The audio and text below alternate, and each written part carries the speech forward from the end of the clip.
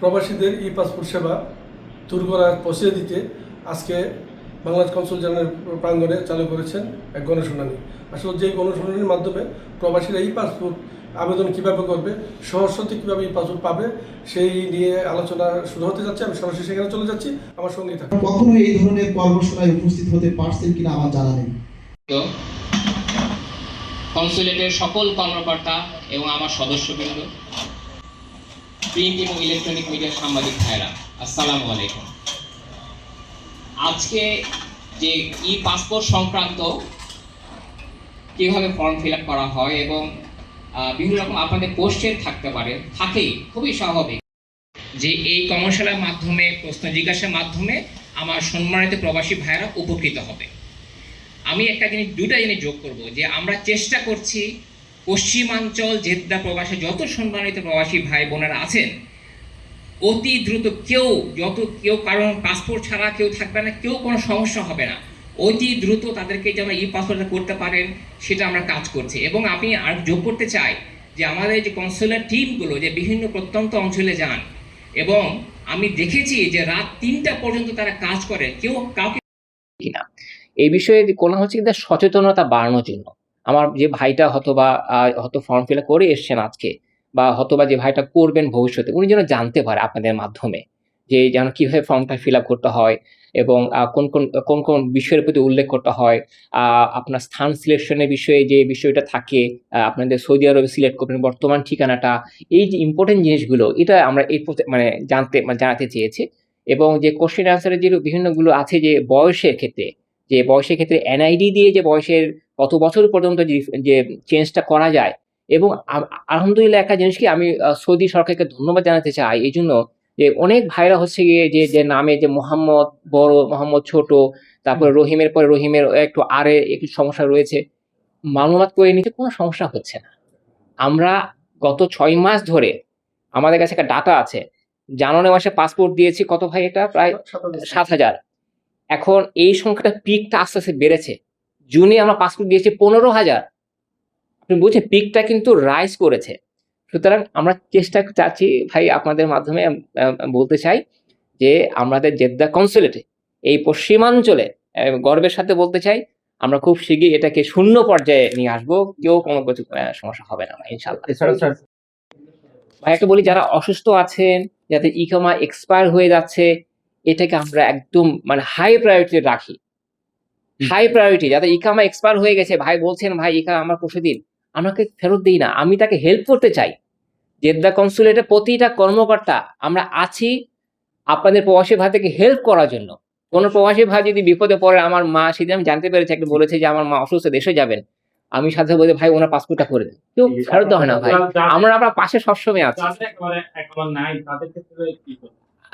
আমার এই কর্মকর্তা জি ভাই যেহেতু জানতে পারবেন কোন ভ্যানুতে আমরা করছি এবং সেটা আনলিমিটেড, আমরা যে সংখ্যা ভাইরা আসবেন সবাইকে আমার সংখ্যা দিয়ে দেবো ভাই।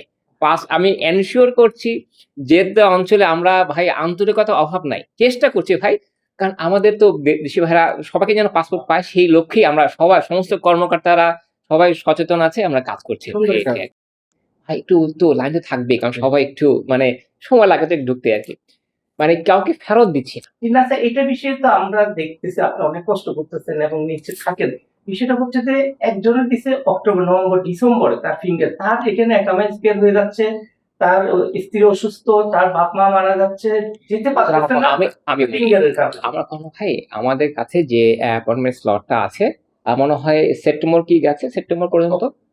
এবং আমি একটা আমাদের এটা বলে ফেলি, আপনারা আমরা একটা ক্র্যাশ প্রোগ্রাম গ্রহণের পদক্ষেপ নিয়েছি 9, 10, 11 আগস্ট এবং ডেটটা কবে, 17, 18, 19, 6 দিন ব্যাপী ক্র্যাশ প্রোগ্রাম নিচ্ছি আমরা।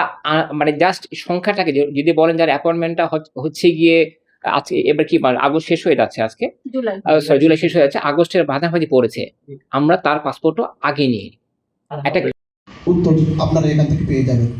আমরা একটু সময় নিচ্ছি এই কারণে যে আমাদের অন্য যে ভাইরা আছেন, হয়তো 1-2 জন বাইরে আছেন, তারাও একটু সমবেত হবেন।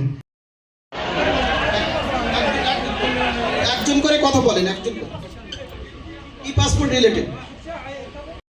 করব যেন এই বিষয়ে কোনো জটিলতায় আমরা না পড়ি। মূল অনুষ্ঠানে ফিরে যাচ্ছি। আজকে এই ই পাসপোর্ট আবেদনের নিয়মাবলী এবং প্রশ্ন জিজ্ঞাসা সংক্রান্ত এটা হচ্ছে সিটি। আমরা এখন জেদ্দায় অবস্থান করছি, তো আমরা এখানে সিটি হিসেবে জেদ্দা উল্লেখ করছি। আপনারা যারা ট্যুরে জমা দিবেন চাইলে আপনারা সবাই স্ক্রিনটা দেখতে পাচ্ছেন? সবাই একটু রেসপন্স করেন, স্ক্রিনটা দেখতে পাচ্ছেন?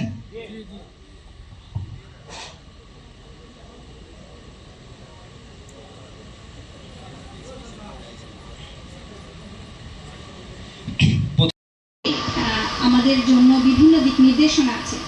তার মধ্যে সবচেয়ে প্রাধান্য হচ্ছে যারা প্রবাসী যারা আছেন তাদের জন্য বিভিন্ন দিক। আপনারা একটু মনোযোগের সাথে দেখবেন এবং আপনাদের যে জায়গাগুলোতে প্রশ্ন থাকবে উপস্থাপনার শেষে আপনারা দয়া করে সেই প্রশ্নগুলো করবেন।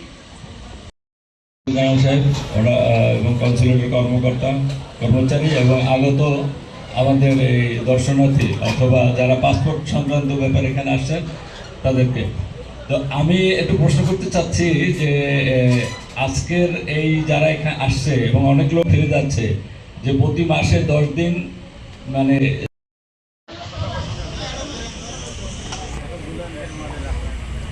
আমরা ক্লিক করি।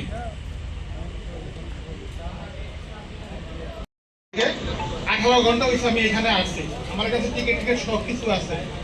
তো আপনাদের এখানে বাইরে যে রোডটা পরে যদি কোনো একটা যদি ছাউনি থাকতো তাহলে আমরা 18 ঘন্টা 20 ঘন্টা বসে থাকতাম, কোনো সমস্যা ছিল না। ঠিক আছে, এটাই দেখেন আমার শরীর এখনো কাঁপতে আছে।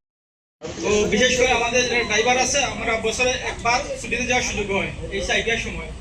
আমি গত 3 মাস আগে আমার পাসপোর্ট জমা দিয়েছি, কিন্তু এখনো পাসপোর্ট হাতে পাইনি। 2021 সালে আমার এক সপ্তাহের ভিতরে দুটি পাসপোর্ট হয়েছে, কিন্তু আমি হাতে পাইছি একটি। এটা কি কনসুলেটের গাফিলতি নাকি দেশে বাংলাদেশ পাসপোর্ট অফিসের গাফিলতির জন্য আমি দেশে যেতে পারতেছি না? আমার তাদেরকে সকলকে আমার অভিনন্দন ও শুভেচ্ছা জানাই। আমাদের প্রথম প্রশ্নটি হচ্ছে যে আমরা যে নির্বাচনের সময় যে একটা পোস্টাল একটা অ্যাপস ব্যবহৃত হয়েছিল, আমাদের ই পাসপোর্টটা কিভাবে আমরা আবেদন করতে পারবো এরকম একটা অ্যাপস আমরা সভাবাসীরা পাবো কিনা, তা আমাদের মাননীয় প্রধানমন্ত্রী তারেক রহমানের কাছে আমার বিশেষ অনুরোধ এবং কি আমাদের রাষ্ট্রদূতের মহোদয়ের কাছে বিশেষ অনুরোধ, আমরা তেমন সুযোগ সুবিধা পাবো কিনা। হলো আমি এটা জানতে চাই আপনাদের কাছে।